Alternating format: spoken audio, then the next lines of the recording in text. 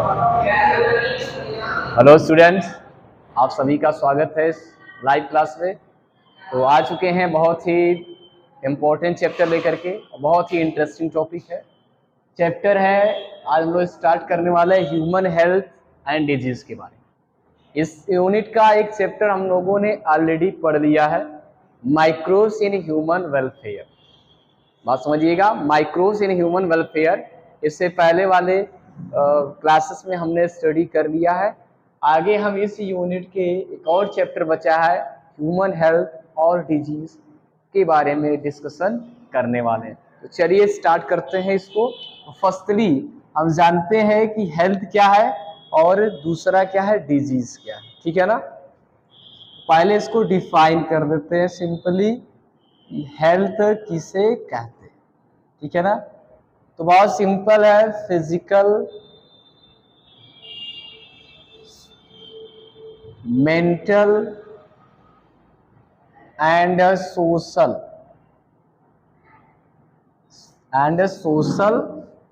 well-being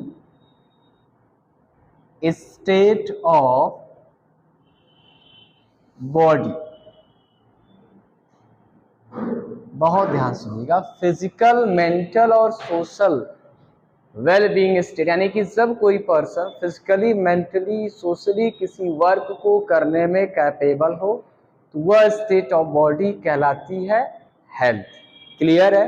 and just इसका opposite क्या होगा, फिजिकली, मेंटली और सोशली और not well being, it's known as disease. या बहुत सिंपली आप कह सकते हो कि जो हेल्थ है वह कंफर्ट को शो करता है और डिजीज डिसकंफर्ट को शो करेगा। क्लियर है ना। तो चलो इसमें आगे हम लोग देखते हैं कि जो हेल्थ है उसको अफेक्ट करने वाले कौन कौन से फैक्टर लिखेंगे। The following factors which affect the human health और आवर हेल्थ भी आप कह सकते हैं।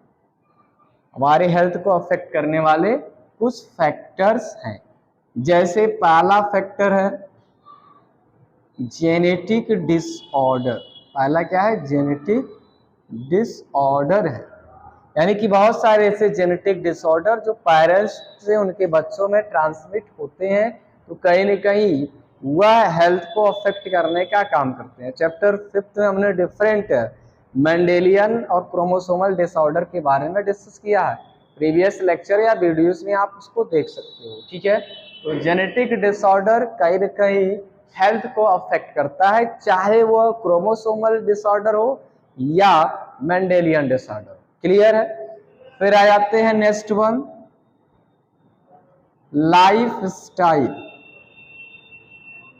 यानी कि लाइफ स्टाइल भी कहीं न कहीं ह्यूमन बींग्स का उसके हेल्थ को अफेक्ट करने का काम करता है। यानी अगर लाइफ स्टाइल पूरी तरह से प्रॉपर है तो हेल्थ भी कहीं न कहीं पूरी तरह से प्रॉपर होगा। चलो नेक्स्ट वन आते हैं, तीसरा, इन्फेक्शियस एजेंट। इन्फेक्शियस एजेंट का मतलब डिजीज कॉजिंग एजेंट। जैसे आप देखेंगे प्लाज्मोडियम है, टाइफाइड कॉजिंग बैक्टीरिया, में से डिफरेंट टाइप्स के डिजीज को कॉज करने वाले जो एजेंट होते हैं वो भी कहीं ना कहीं हमारे हेल्थ को अफेक्ट करने का काम करते हैं। तो ये कहीं ना कहीं इन्फेक्शियस एजेंट भी हेल्थ को अफेक्ट करने का काम करता है। बात समझ में आ गई। चलो नेक्स्ट वन आते हैं, बैलेंस डाइट या प्रॉपर न्यूट्रिएंट्स, यानी कि अगर कोई पर्सन प्रॉपरली न्यूट्रिएंट्स को गेन नहीं कर रहा, अपने डाइट में बैलेंस फॉर्म में न्यूट्रिएंट्स को अवेलेबल नहीं करा रहा, तो उससे रिलेटेड भी कहीं ना कहीं प्रॉब्लम्स आएंगे और हेल्थ कहीं ना कहीं अफेक्ट होगा। ये तो हमने बहुत सिंपली आपको बताया, ये कुछ ऐसे फैक्टर है जिसके कारण ह्यूमन बींग्स का जो हेल्थ है वो कहीं ना कहीं अफेक्ट होता है या डिस्टर्ब होता है। क्लियर है। तो चलिए अब हम बात करते हैं कि ह्यूमन बींग्स में जो डिजीज है वो कितने तरह के होते हैं, या डिजीज की कैटेगरी यहाँ पर हम लोग जान लेते हैं, ठीक है ना। चलो सिंपली देखते हैं कि डिजीज की दो कैटेगरी बनाई गई है। बहुत ध्यान सुनिएगा, डिजीज की कितनी कैटेगरी, दो कैटेगरी। पहला क्या है, कम्युनिकेबल। पहला क्या है, कम्युनिकेबल, या इसी को कहते हैं इनफेक्शियस डिजीज। क्लियर है। दूसरा जो टाइप होगा वो क्या है, नॉन कम्युनिकेबल, या इसी को कहते हैं नॉन इनफेक्शियस।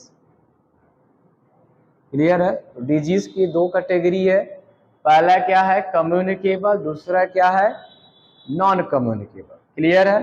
तो इसके बारे में आप जान लें। कम्युनिकेबल किसे कहेंगे, बहुत सिंपल है, spread from person to person, person to person.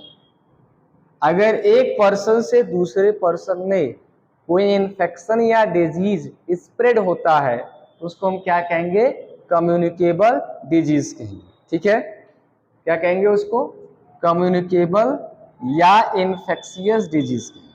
बहुत ध्यान सुनना है, पर्सन टू पर्सन, इसका मतलब क्या है कि अनहेल्दी या इन्फेक्टेड आप कहेंगे, unhealthy in the sense infected person से दूसरे पर्सन में किस तरह डिजीज स्प्रेड होता है, कैसे फैलता है, तो ऐसे डिजीज को कम्युनिकेबल कहेंगे। और दूसरा क्या होगा, नॉन कम्युनिकेबल मीन्स नॉट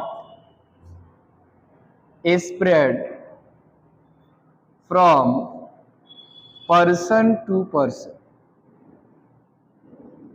मतलब अगर कोई अफेक्टेड पर्सन है, किसी पर्सन में कोई डिजीज है और वो दूसरे में कम्युनिकेशन के थ्रू स्प्रेड नहीं होता, वह डिजीज क्या कहलाएगा, नॉन कम्युनिकेबल या नॉन इन्फेक्शियस। बात समझ में आ गई। नॉन इन्फेक्शियस मीन्स एक से दूसरे में नहीं फैलेगा। क्लियर। लेकिन इन्फेक्शियस क्या होगा, एक से दूसरे में फैलेगा। अब बात आई कि ये कैसे होता है, तो लिखेंगे it causes due to infectious agent, जिसको कहते हैं कॉल्ड पैथोजेंस। ठीक है ना। मतलब कम्युनिकेबल जो डिजीज है वो कैसे होगा, वह इन्फेक्शियस डिजीज जो है वह इन्फेक्शियस एजेंट के थ्रू एक से दूसरे में फैलेगा। इन्फेक्शियस एजेंट को कहते क्या है, पैथोजेन कहते हैं। अब जैसे हम आपको एग्जांपल बता दें, पैथोजेन की कैटेगरी अगर हम बता दें तो जैसे है बैक्टीरिया के थ्रू भी डिजीज होगा। क्लियर है। वायरसेस के थ्रू भी डिजीज होगा, फंजाई के थ्रू भी डिजीज होगा, प्रोटोजोवन के थ्रू डिजीज होगा, और हेलमिंथ के थ्रू भी डिजीज होगा। तो these are the infectious agent which causes different type of infectious diseases in human beings। Means human में अलग अलग डिजीज को ये इन्फेक्शियस एजेंट कॉज करेंगे। क्लियर है ना, बात समझ में आ गई। कुछ एग्जांपल भी हम आपको बता देते हैं इन्फेक्शियस डिजीज के बारे में। जैसे है एग्जांपल, जैसे लेते हैं पहला एग्जांपल है मलेरिया। मलेरिया क्या एक तरह का इन्फेक्शियस डिजीज है, एक से दूसरे में फैलेगा। दूसरा आते हैं कॉलेरा, ये भी क्या इन्फेक्शियस डिजीज है, एक से दूसरे में फैलेगा। टाइफाइड, ये भी क्या होगा इन्फेक्शियस। तो ऐसे बहुत सारे डिजीज है जो एक से दूसरे में क्या होंगे, कम्युनिकेशन के थ्रू स्प्रेड होंगे। अब देखो कम्युनिकेशन का जो मीडियम है वो एयर हो सकता है, वाटर हो सकता है, सॉइल हो सकता है, या कोई इंसेक्ट हो सकता है। जैसे मॉस्किटो के बाइट से क्या होगा, प्लाज्मोडियम एक से दूसरे में फैलेगा, यानी कि डिजीज कॉज करेगा क्या, मलेरिया। तो आगे हम लोग फिलहाल इसके बारे में डिस्कस करेंगे। तो अब आ जाते हैं इस पॉइंट पर, नॉन कम्युनिकेबल में देख लेते हैं कि नॉन कम्युनिकेबल कैसे होगा। लिखेंगे it causes due to lack of nutrients, ठीक, यानी कि बॉडी में अगर किसी न्यूट्रिएंट्स की कमी हो जाए तब नॉन कम्युनिकेबल डिजीज होगा, या आप कह सकते हो और मेटाबॉलिक प्रॉब्लम्स, यानी कि मेटाबॉलिक प्रॉब्लम्स का मतलब है जैसे मान लो कि जो पैंक्रियास है या लीवर है, किडनी है, वो प्रॉपरली अगर काम नहीं करता तो उसको मेटाबॉलिक प्रॉब्लम्स कहते हैं। तो इससे जो जुड़ी समस्याएं होंगी वह एक से दूसरे में स्प्रेड नहीं होंगी। कब होगा, जब उस पर्सन में इस तरह के वाइटल ऑर्गन, यानी कि जो इंपॉर्टेंट बॉडी ऑर्गन है उनका फंक्शन क्या होगा, डिस्टर्ब होगा। दूसरा क्या, लैक ऑफ न्यूट्रिएंट्स है, जैसे मान लेते हैं कि विटामिन की कमी कोई हो गई तो उससे रिलेटेड डिजीज बॉडी के अंदर होगा। जैसे एग्जांपल हम आपको बताएं कि विटामिन ए की डिफिशियंसी अगर होती है, यहाँ हम लिख देते हैं कि एग्जांपल, विटामिन ए अगर कमी हो गया तो क्या होता है, पहले से ही आप पढ़े होंगे लोअर क्लासेस में, नाइट ब्लाइंडनेस होता है। यानी कि नाइट ब्लाइंडनेस किसके कारण होगा, जब बॉडी में विटामिन ए की कमी हो जाएगी। दूसरे पर्सन में तभी ये जाएगा जब उस पर्सन में भी क्या होगा, विटामिन ए की कमी होगी। बातें हमारी कुछ समझ नहीं आई आपको। डिजीज की दो कैटेगरी है, कम्युनिकेबल और दूसरा क्या है, नॉन कम्युनिकेबल डिजीज। इसी में हमने आपको क्या बताया कि पैथोजन क्या होते हैं और डिफरेंट टाइप्स के हमने यहाँ पैथोजन का नाम भी बताया, कुछ हमने इन्फेक्शियस डिजीज का नाम बताया। और इसी तरह आप देखेंगे कि विटामिन ए की डिफिशियंसी से कौन सा डिजीज होगा, नाइट ब्लाइंडनेस होगा। क्लियर है ना। उसी तरह विटामिन डी की कमी से रिकेट्स होगा, विटामिन सी की कमी से स्कर्वी होगा। क्लियर है इतनी चीजें। कम्युनिकेबल और नॉन कम्युनिकेबल दोनों आपको हमने क्लियर कर दिया। तो बात समझ आए कि हेल्थ क्या है, डिजीज क्या है, हेल्थ को अफेक्ट करने वाले कौन कौन से फैक्टर, इसको नोट कर लीजिए।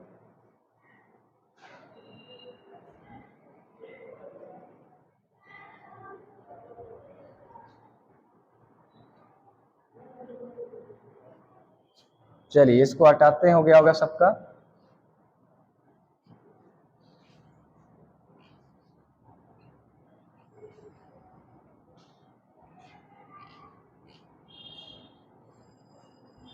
अब देखिए, ये तो जनरल इंट्रोडक्शन था कि हेल्थ क्या है, डिजीज क्या है।